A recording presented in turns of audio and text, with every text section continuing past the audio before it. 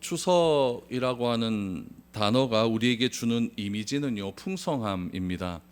제가 어렸을 때 불고기를 참 좋아했는데 불고기를 먹는 날이 추석과 설날 딱 두 번이었습니다. 그래서 불고기를 좀 많이 먹고 싶어서 어머니가 밥을 주시면 밥을 막 파죠. 가운데를 막 파고 불고기를 그 안에다 막 집어넣고 또 밥을 다시 덮습니다. 그래서 불고기를 막 먹었던 그런 기억들이 있습니다. 여러분, 가을 추수하는 기간 중에 있는 명절이라서 이 추석이라는 것은 풍성함이라고 하는 그런 이미지가 많이 남아 있습니다. 우리 신앙생활도 마찬가지인 것 같습니다. 신앙생활에도 풍성한 열매가 많이 맺혀야 됩니다. 우리가 생활을 하는 이유, 신앙 가지는 이유는 무엇이냐면 내 목적과 내 계획과 만족을 이루기 위해서 신앙을 하는 것은 아닙니다. 나 중심적으로 생활하고 내가 원하는 것을 이루기 위해서 내가 바라는 믿음의 대상에서 정성을 다하는 것은 우리 주변의 다른 유사 종교에서도 흔히 볼 수 있는 광경입니다. 우리의 믿음의 대상이신 하나님은 다른 유사 종교에서 볼 수 있는 대상과는 철저하게 구분된 분이시고 다른 분이라는 것을 기억해야 됩니다. 그러므로 우리가 믿는 믿음의 대상이 다른 종교들과 다른 분을 우리가 믿는다고 한다면 우리의 믿음의 목적도 달라야 될 것 아니겠습니까? 다른 종교와 똑같이 믿음의 목적을 가지고 생활을 해서는 안 됩니다. 그럼 우리가 신앙을 추구해야 되는 목적은 무엇일까요? 바울은 이렇게 이야기를 합니다. 우리 갈라디아서 5장 22절 23절 보면 오직 성령의 열매는 사랑과 희락과 화평과 오래 참음과 자비와 양성과 충성과 온유와 절제니 이 같은 것을 금지할 법이 없느니라 라고 말씀하고 있습니다. 열매를 맺는 삶을 살아야 되는데 그 열매가 다 무엇과 연관된 거냐면 성품과 연관된 열매다라는 이야기죠. 그래서 우리의 신앙의 목적은 어디에 두어야 되느냐? 나의 성품이 변화되는 것에 두어야 된다라는 것을 압니다. 왜냐하면 우리를 교회라고 부르시고 우리가 교회에 와서 예배드리는 이유는 내가 변화되기 위해서 여러분 교회에 와서 예배드리는 것이지 다른 목적은 없다라는 이야기입니다. 안 되는 일이 되어지고 나의 소원이 이루어지는 것은 여러분 그 다음의 문제지 이것을 나의 목적을 가지고 신앙생활하면 안 된다라는 것을 분명히 성경을 통해서 말하고 있는 것이죠. 올 추석을 통해서 우리 하나님께서 우리에게 허락하신 이 바울이 말한 이 성령의 9가지 열매를 여러분 삶 가운데 풍성하게 드러낼 수 있는 그런 한가위가 될 수 있기를 축복드립니다. 다투지 마십시오. 싸우지 마십시오. 참고 인내하고 기쁨과 화평이 넘치는 그런 한가위가 될 수 있기를 바랍니다. 우리가 이 세상에서 살아가지 않습니까? 하나님을 아버지라 부르는 소수의 무리가 누구와 같이 살아가냐면은 이 사실을 믿지 않는 사람들과 섞여서 살아가고 있습니다. 이런 의미에서 신앙을 가졌다라고 하는 것은요, 긴장과 갈등의 연속입니다. 왜냐하면 믿지 않는 무리와 함께 뒤섞여서 살아가기 때문에 그렇습니다. 오늘을 살아가는 이 시대는요, 2000년 전에 예수님이 오셨을 때와 환경이 너무나 다른 부분이 많이 있습니다. 예수님을 사셨던 유대라고 하는 사회는요, 일단 이런 것이 있어요.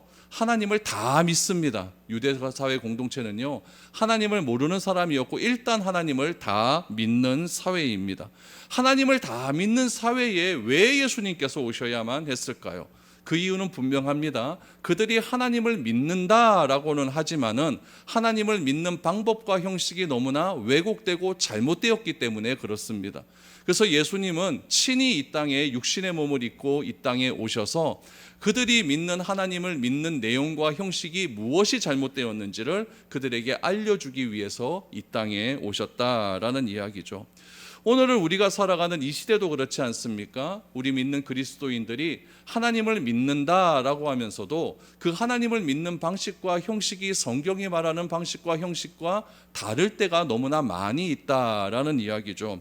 그래서 예수님이 이 땅에 오셔서 하나님을 어떻게 믿는 것이 바른 믿음이라는 것을 가르쳐 주셨다고 한다면 오늘 우리가 살아가는 이 시대 속에서도 그러한 믿음이 무엇인지를 하나님 예수님께서 가르쳐 주신 것이 무엇인지를 잘 알고 행해야 된다는 것을 우리는 분명히 기억해야 됩니다. 오늘 우리가 살아가는 시대는 하나님을 절대적인 기준과 목적으로 삼지 않는 그런 시대를 살아가고 있지 않습니까? 이런 시대가 예수님을 믿는 또 바울 시대에 어떤 시대였냐면, 어떤 지역과 굉장히 유사하냐면은 바울이 전거했던 마게도니아 지역, 이런 지역 아니었습니까? 하나님을 절대적인 기준으로 삼지 않았죠.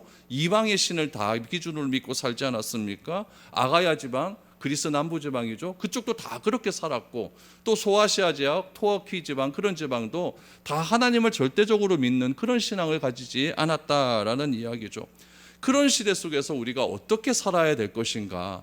바울이 서신서를 통하여서 절대적으로 하나님을 믿지 않는 사람들과 뒤섞여서 살아가고 있는데, 그 뒤섞여 살아가는 그 시대 속에서 어떻게 하나님을 믿는 사람으로서 하나님의 성품을 드러내야 될 것인가를 알려준 것이 바울 서신이라고 한다면, 오늘 본문 말씀을 통해서는 하나님을 다 믿는 그런 지역사회의 분위기 가운데 하나님을 믿는 방법이 잘못되었다는 겁니다.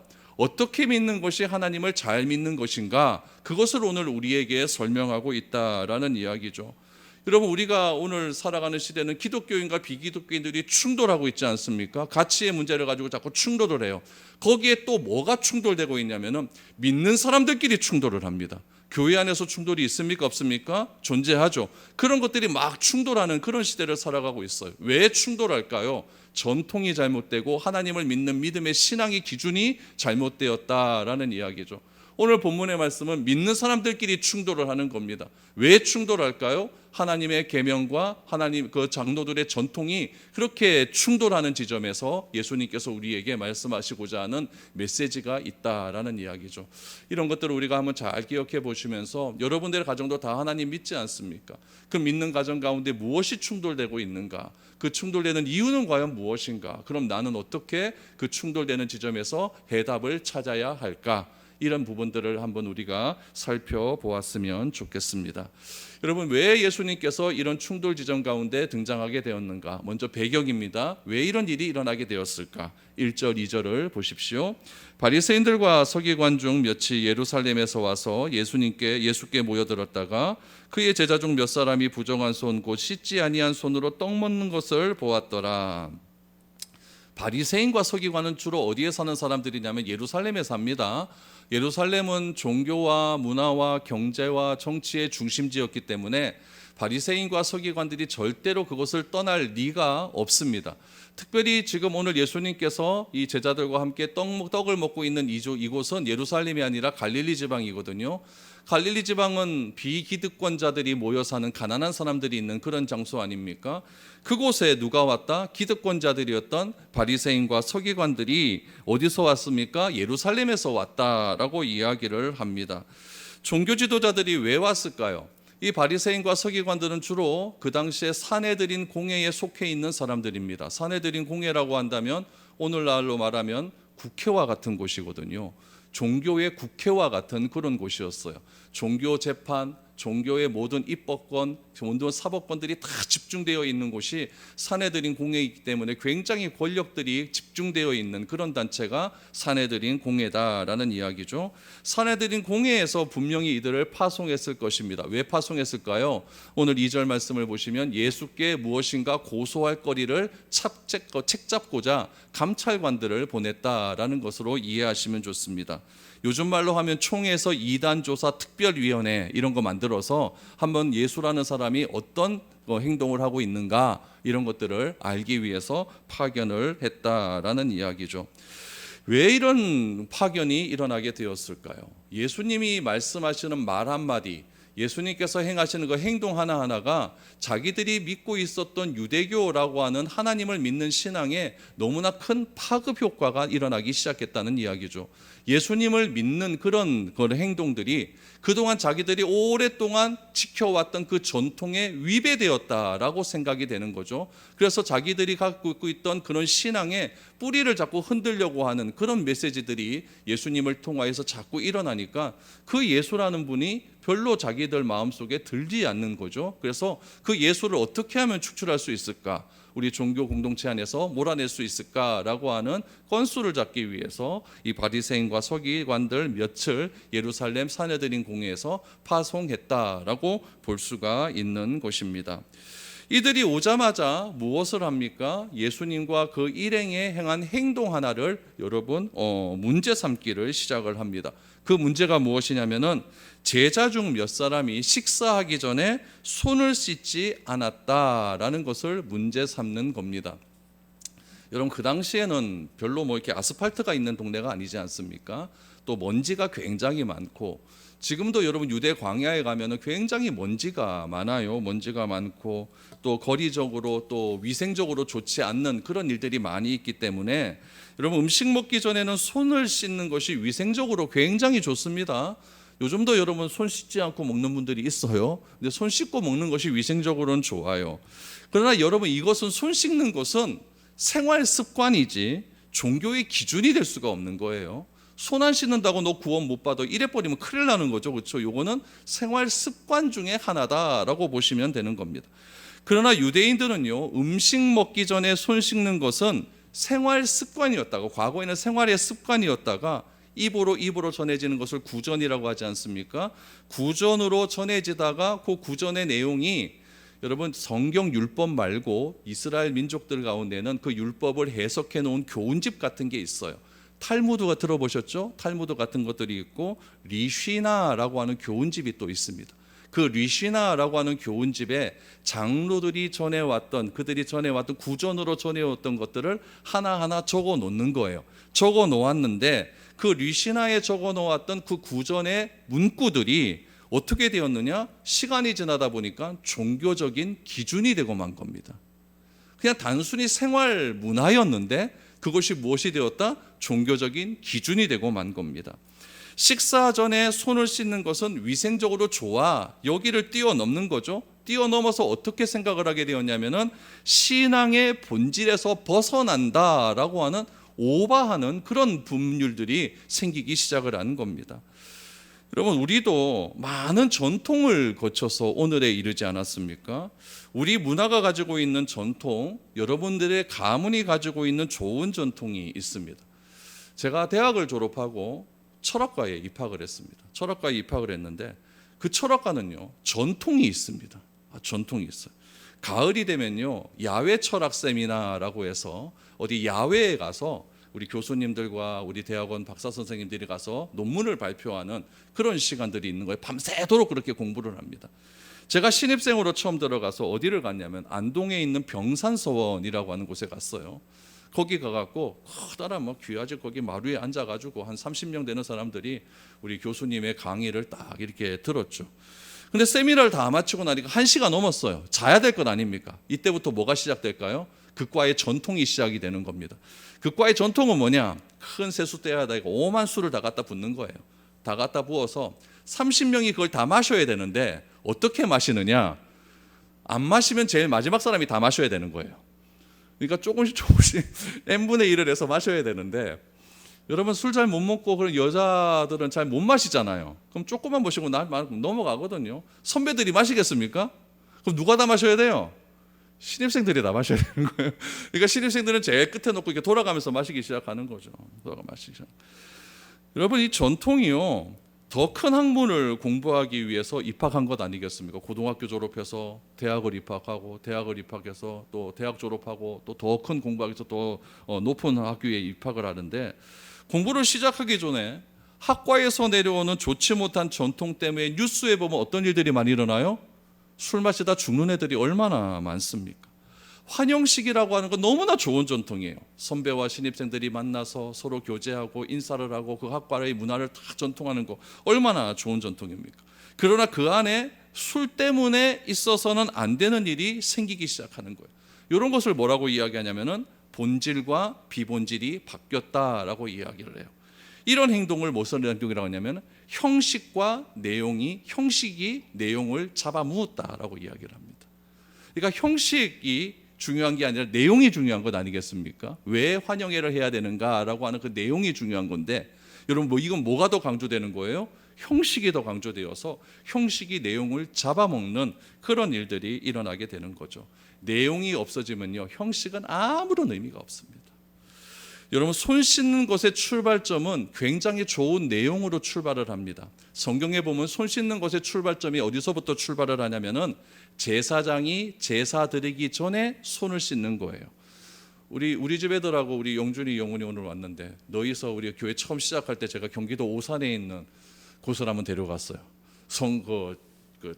성막이 있는 곳을 데리고 갔죠. 거기서 막 강의를 들었어요. 기억할란지 모르겠는데 들어갔는데 거기서 막 강의하시던 목사님 한 분이 이제 성막으로 들어가는 거예요. 들어가기 전에 손 씻는 타올을 하나 주는 거죠. 손 씻는 세숫대에다 물을 하나 주는 거예요. 물 딱 씻고 타올에다 손 닦고 딱 들어가는 거예요. 진짜 그대로 행하는 거죠. 그럼 그 당시에 제사장들은 왜 손을 씻고 들어가느냐? 이 손 씻는 의식이 내 마음을 씻는 의식이다라고 생각을 하는 거예요. 내 손을 씻음을 통하여서 내 마음의 모든 것을 깨끗하게 한 상태에서 성막에 들어가서 거룩하신 하나님께 예배드린다라고 하는 그런 생각에서 손 씻는 의식이 있었어요. 그렇다면 이거는 내용이 굉장히 좋은 내용 아니겠습니까? 그런데 이것이 정말 이상하게 변질되기 시작을 하는 거예요. 이것이 생활 습관에서 벗어나서 신앙의 중심을 깨끗하게 한다라고 하는 본질에서 벗어나기 시작하는 거죠. 그래서 굉장히 잘못된 기준으로 삼기 시작을 한 것입니다. 그래서 3절 4절 보면 가로가 나와 있어요. 가로가 나와 있는데 이런 풍습들이 있었다라는 이야기예요. 어떤 풍습들이 있었느냐? 3절 4절 보시면 바리새인들과 모든 유대인들은 장로들의 전통을 지켜 손을 잘 씻지 않고서는 음식을 먹지 아니하며 또 시장에서 돌아와서도 물을 뿌리지 않고서는 먹지 아니하며 그 외에도 여러 가지를 지키어 오는 것이 있으니 잔과 주발과 놋그릇을 씻음이러라 라고 말합니다. 그러니까 손 씻는 것이 그들의 종교적인 전통이 되어서 그것이 확장되는 거죠. 확장되어서 뭐라고 이야기해요? 외출하고 돌아와서는 반드시 물을 뿌립니다. 더럽다는 이야기죠. 물을 뿌려버리고 이방인과 접촉하면 어떻게 하지 않습니까? 집에 있는 모든 살림살이 다 끄집어내서 여러분 소독 다 해야 됩니다. 다 하는 그런 일들이 있어요. 특히 손 씻을 때 어떻게 씻어야 되느냐? 세숫대야에다 물 담아 놓는 거 거기다 씻으면 안 돼요. 꼭 옆에서 누가 물을 이렇게 따라줘야 돼요. 물 담아 놓는 것 자체가 더럽다는 이야기죠. 부정하다는 이야기요. 담아 놨으니까. 그러니까 옆에서 누가 물을 딱 이렇게 흘려주면 그것도 담아 놓은 물 아닙니까? 그러니까 자기들 마음대로 해요. 그거를 막 뿌리면 거기다 이렇게 손을 씻어갖고 나는 정결하게 되었다라고 이렇게 이야기를 하는 것이죠. 그러니까 바리새인과 서기관들은 이 전통을 기준으로 삼는 거예요. 비본질적인 거죠. 이 전통을 가지고 문제를 두고 시비를 걸기를 시작을 합니다. 어떻게 시비를 겁니까? 5절 말씀해 보니까 이에 바리새인들과 서기관들이 예수께 묻되 어찌하여 당신의 제자들은 장로들의 전통을 준행하지 아니하고 부정한 손으로 떡을 먹나이까? 라고 말을 합니다. 여기서 이들이 바리새인과 서기들이 시비 거는 기준을 뭐라고 이야기합니까? 장로들의 전통이라고 얘기했어요. 하나님의 율법을 얘기하지 않고 장로들의 전통의 기준에 맞추어서 왜 손 씻지 않고 떡을 먹습니까? 라고 시비를 걸기 시작합니다. 예수님께서 이 바리새인과 서기관의 질문에 변명하지 않습니다. 야야 좀 봐라. 어쩔 수 없는 환경이 이렇게 되어 있지 않느냐. 지금 배고픈데 뭐 손 씻는 게 뭐 그렇게 문제야. 이렇게 변명하지 않고 대번에 바리새인과 서기관들이 제일 좋아하는 말씀 하나를 딱 끄집어내는 거예요. 그 말씀이 6절 7절에 나오는데 그 말씀이 이사야 29장의 말씀을 싹 인용을 하는 거죠. 이사야는 구약의 선지자의 대표자 아닙니까? 그 대표적인 성을 띠는 선지자의 말씀을 딱 인용해서 이렇게 이야기합니다. 이르시되 이사야가 너희 외식하는 자에 대하여 잘 예언하였다. 기록하였으되 이 백성이 입술로는 나는 공경하되 마음은 내게서 멀도다. 사람이 계명으로 교훈을 삼아 가르치니 나를 헛되이 경배하는도다 하였느니라 라고 말합니다. 여러분, 우리가 예수님의 이미지에 대한 좀 오해가 있어요. 어떤 오해가 있냐면은 예수님의 얼굴은 늘 인자하다.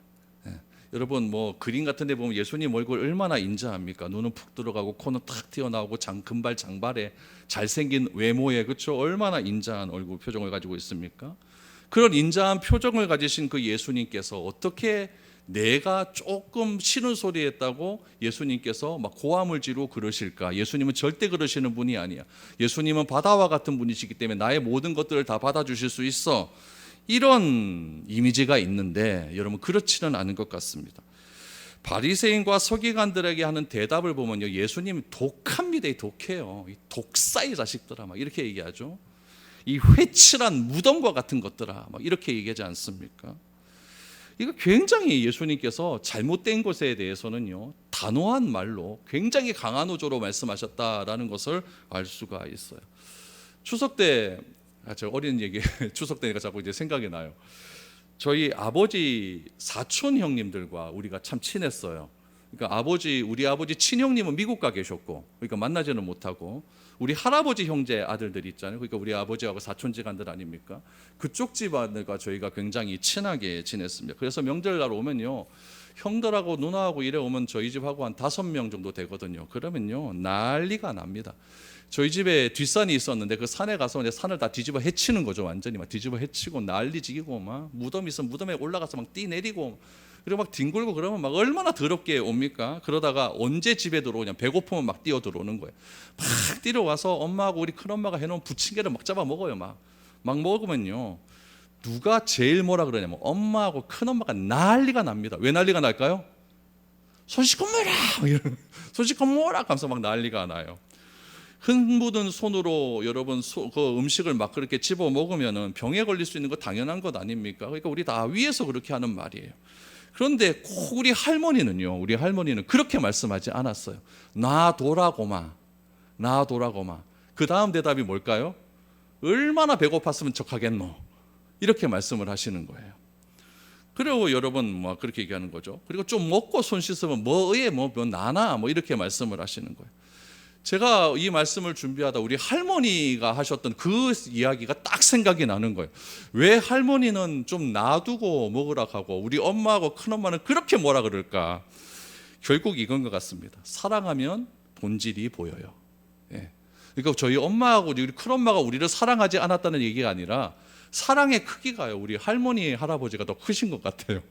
할머니는요, 우리 저 아가 얼마나 배가 고팠으면은 저렇게 손도 안 씻고 저렇게 먹을까, 거기에 더 집중을 하는 것이고, 엄마는 뭐에 더 집중을 하는 겁니까? 더러운 손으로 먹는 거, 거기에 더 집중하는 거예요. 그러니까 여러분, 똑같이 사랑이라고 하는 그런 마음은 다 있지만은 사랑을 하면 뭐가 보이게 되냐면 왜 저 사람이 저런 행동을 할까, 그 이유가 보인다는 이야기예요. 우리가 하나님에 대한 사랑이 없다면 매일같이 하나님의 이름을 불러봐야 소용이 없다라고 하는 이사야 선지자의 말씀을 그대로 이야기하고 있는 거예요. 내 입술은 하나님과 가까운 것처럼 보여요. 날마다 주여 주여 그러고, 식사할 때마다 기도하고, 뭐 할 때마다 행동하기 전에 기도하고, 얼마나 우리가 종교인과 같은 그리스도인처럼 그렇게 모습을 보입니까? 그러나 마음은 하나님께서 멀어졌기 때문에 그 마음 멀어진 마음들, 입으로는 매일같이 하나님을 외치고 있지만은 마음은 하나님에게서 멀어졌기 때문에 무엇을 한다고 이야기하냐면은 사람을 판단하고 정죄한다, 이렇게 이야기하고 있는 거예요. 그 사람의 필요가 보이지 않고 눈이 멀었다라고 예수님께서는 오늘 본문에서 그렇게 책망하고 있는 것 아니겠습니까?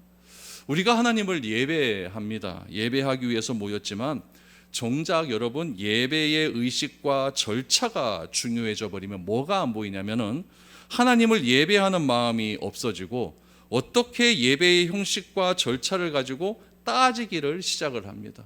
그냥 예배드리고 하나님께 찬양하고 기도하며 말씀드리면서 내가 내 삶을 되돌아보고 회개하면 다 되는 것 아니겠습니까? 그런데 왜 그 예배 그 사이에 뭐가 하나 빠졌어? 이렇게 말하는 분이 있어요.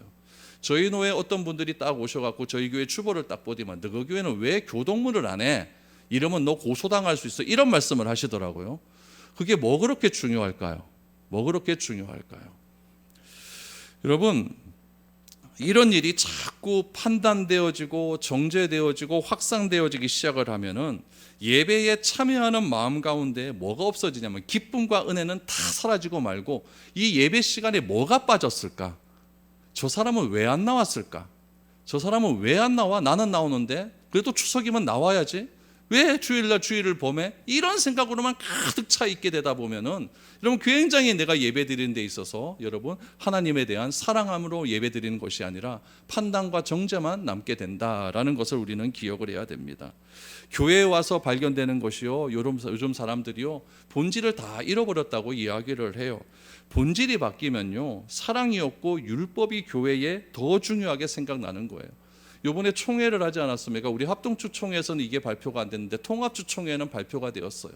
작년의 인원보다 올해 인원이 5% 감소되었다고 합니다. 그 5%가 꽤 커요. 210만 명 중에서 5% 해보세요. 꽤 큰 숫자가 아닙니까?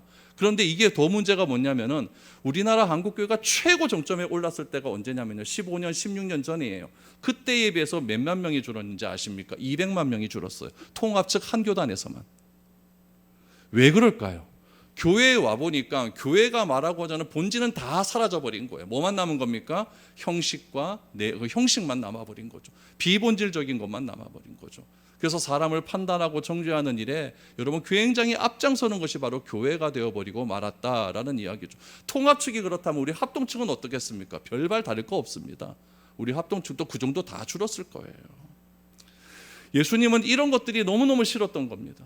그래서 바리새인과 서기관을 향하여서 뭐라고 외치냐면 외식하는 자들아 라고 말을 해요. 여러분 외식하는 사람이라고 하는 것은 속과 겉이 다른 사람이라는 뜻이거든요. 더 깊이 들어가면 이 외식이라고 하는 말 속에는요 믿지 않는 자라는 뜻이 있어요. 불신하는 자. 여러분 바리새인과 서기관은 평생 이런 말 들어본 적이 없습니다. 이들은 많은 사람들로부터 랍비여, 선생이여 이런 말만 평생 듣고 살았던 사람이에요.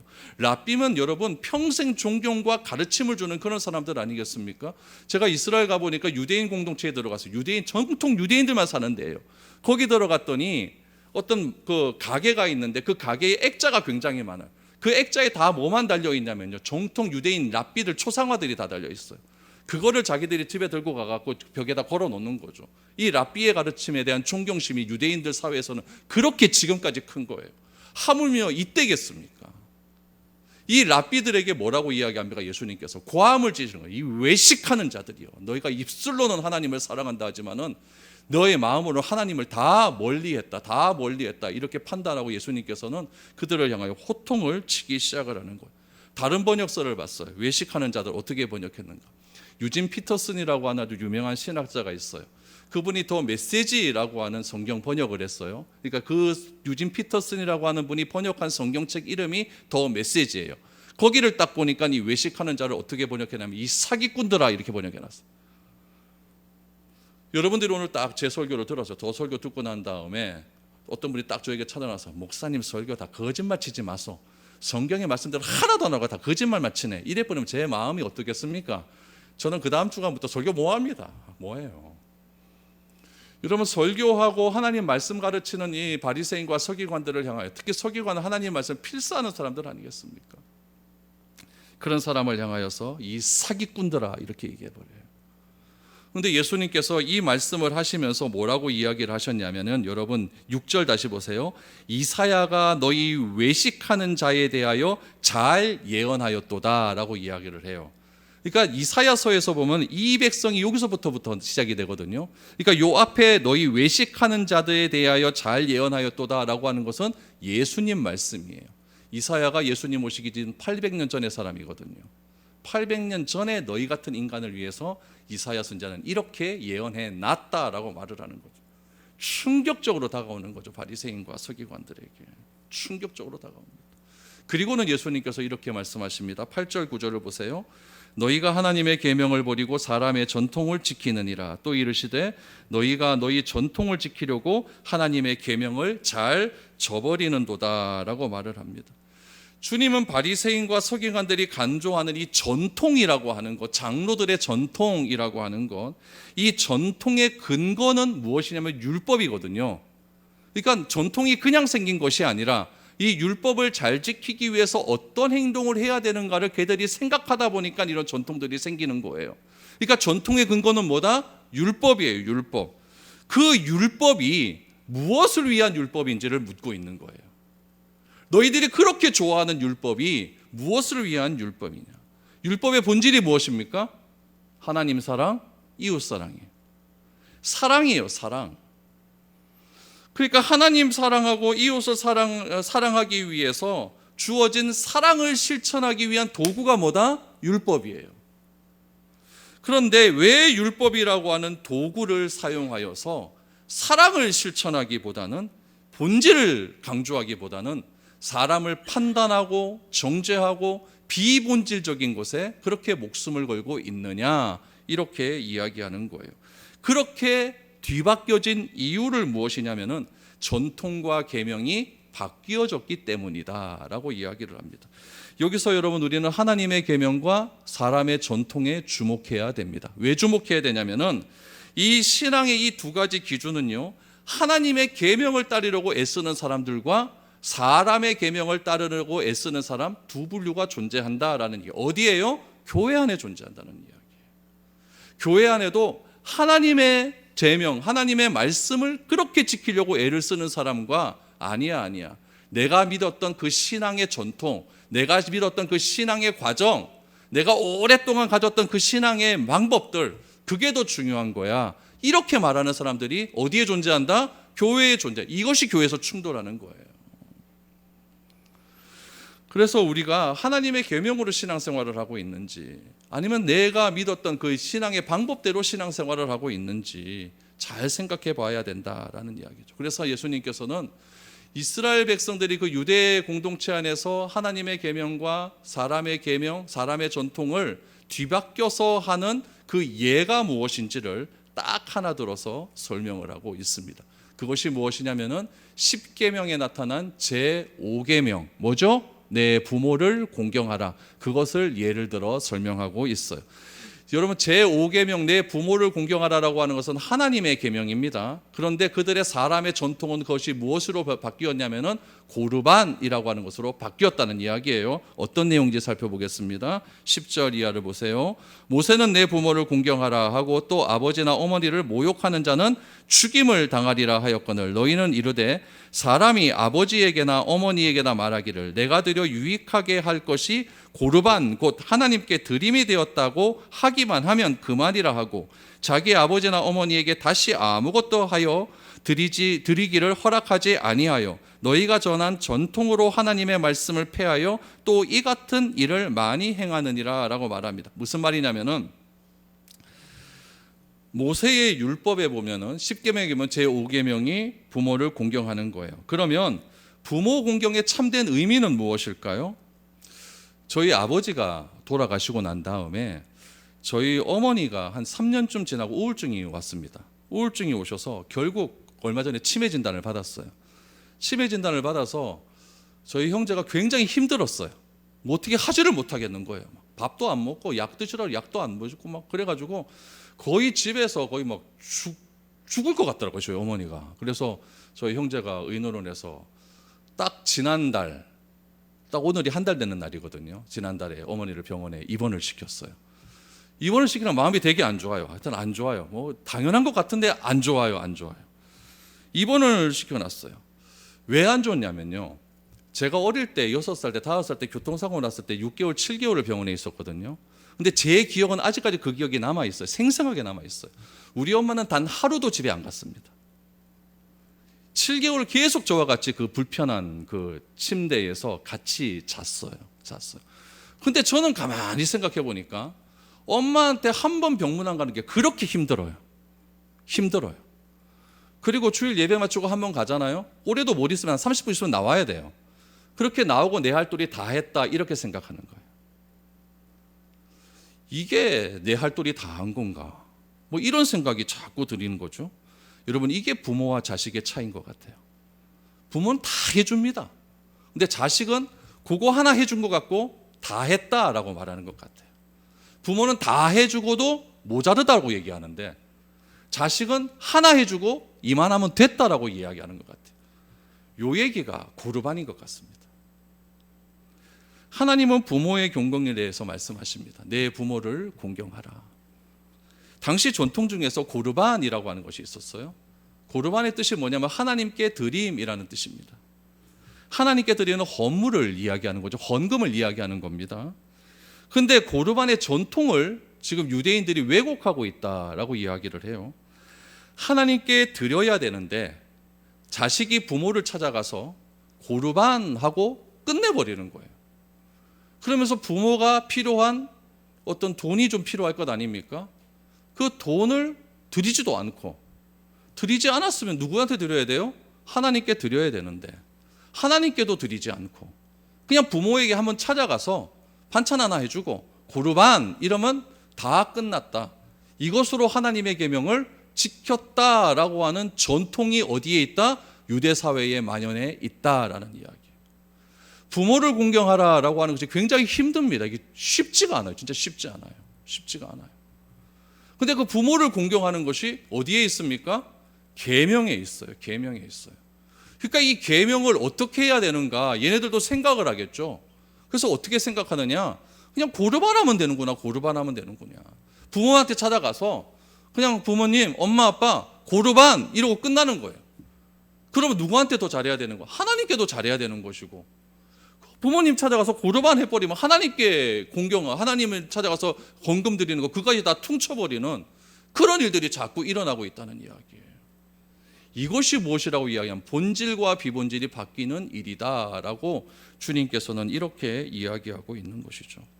특별히 여러분 13절 말씀에 보면 더 충격적인 이야기가 뭐냐면은 또 이 같은 일을 어떻게 행한다? 많이 행한다라고 했어요. 이건 뭐냐면 고르반, 이거는 약과라는 이야기예요. 수많은 본질과 비본질적이 바뀌는 것들이 너무나 많이 있다는 이야기예요. 이 같은 일을 너희가 지금 많이 행하고 있다. 많이 행하고 있다. 미국의 대부흥의 주역이었던 D.L. 무디 목사님이란 분이 있어요. 이 D.L. 무디 목사님이 어떤 이야기를 했냐면요, 이런 이야기를 했어요. 세상 사람 100명 중 한 명은 성경을 읽지만 나머지 99명은 성경을 읽고 있는 그리스도인을 읽는다라고 이야기해요. 무슨 말이냐면은 세상 사람들이 100명 중에서 한 명은 그래도 성경을 읽는 사람이 있다는 이야기예요. 그런데 나머지 99명은 누구를 바라보고 있냐면은 그 성경 읽었다고 하는 그 사람이 어떤 행동을 보이는가, 그 사람을 보고 있다는 이야기예요. 그러니까 D.L. 무디 목사님 뭐 잘하라는 이야기입니까? 말씀대로 실천 잘하라는 이야기예요. 내가 성경 읽었다 그게 자랑할 것이 아니라 성경 읽었으면 내가 어떠한 삶을 살아야 되는가, 그게 더 중요하다라고 이야기하고 있는 것이죠.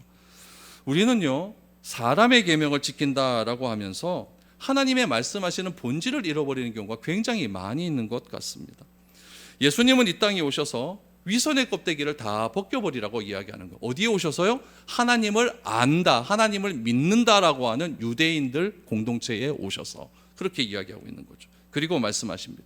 신앙은 뭐냐? 신앙은 마음이 변화되는 것이다. 마음이 변화되는 것이다. 성품이 변화되는 것이다. 행동이 변화되는 것은 마음이 변화될 때의 행동이 변화되는 것이지 절대 마음이 변화되지 않고서는 행동이 변화될 수 없다라고 그렇게 말씀하고 있는 거예요. 그런데 세상은 어떻게 이야기합니까? 행동이 변하면 그 사람의 마음도 변했다라고 그렇게 생각을 해요. 세상은요. 그러나 신앙의 길은 항상 우리의 중심을 먼저 생각을 합니다. 하나님은 뭘 보십니까? 행동을 보는 것이 아니라 외모를 보는 것이 아니라 우리의 중심을 보십니다. 왜 중심을 보실까요? 중심이 변하면 내 행동이 바뀌기 때문에 그렇습니다.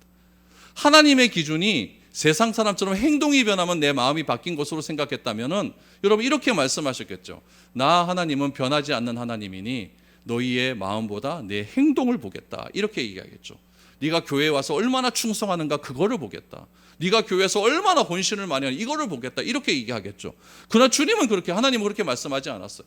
행동이 중요한 것이 아니라 뭐부터 본다? 마음을부터 본다. 내 중심을 본다. 왜 그렇습니까? 중심이 변하면 행동이 바뀌기 때문에 그렇다는 이야기죠. 따라서 우리가 오늘 이 시간 다시 한번 생각해야 될 것은 우리의 행동과 겉이 다 바뀔 수 있다라고 하는 마음의 태도입니다. 하나님을 내가 믿는다고 하는 것은 내 마음이 변해서 내 행동이 변화될 수 있다라고 하는 믿음을 가지는 거예요. 믿음을 가지는 거예요. 왜 내 행동이 안 바뀝니까? 마음이 안 바뀌니까 내 행동도 안 바뀌는 거죠. 오늘 마음의 중심을 바로잡을 수 있는 여러분들이 될 수 있기를 축복합니다. 그래서 추석을 맞이해서 온 가족이 다 모이잖아요. 다 모일 것인데 가족을 향한 저와 여러분들의 마음, 가지고 있는 마음의 중심이 변화될 수 있기를 바랍니다. 변화되어서 이렇게 보면 친척들 끼리 이렇게 모이면은 저 사람 좀 마음에 좀 안 드는 사람이 있어요. 또 저 사람은 또 마음에 좀 더 드는 사람이 있어요. 그런 마음을 다 내려놓으시고 우리 율법의 본질인 우리 사랑을 우리가 더욱더 깊이 체험하고 깊이 실천할 수 있는 그런 시간이 되었으면 좋겠습니다. 그래서 추석에 하나님을 사랑하고, 이게 가장 중요하다 그랬죠. 하나님을 사랑하면 내 마음의 변화가 일어납니다. 하나님을 사랑하고 누구를 사랑하라? 이웃을 사랑하는데 그 이웃의 첫 번째 단계는 누구다? 가족입니다. 가족을 사랑하시고 그 다음 이웃이 누굴까요? 교회 성도들입니다. 교회 성도들을 사랑하고 그 다음 이웃이 무엇입니까? 내 옆집 사는 사람들입니다. 이렇게 차근차근 범위를 넓혀 가셔서 이렇게 하나님을 사랑하고 이웃을 사랑한 그런 우리 본질과 비본질이 바뀌지 않는 그런 아름다운 미래의 교회 성도들이 될 수 있기를 축복드립니다.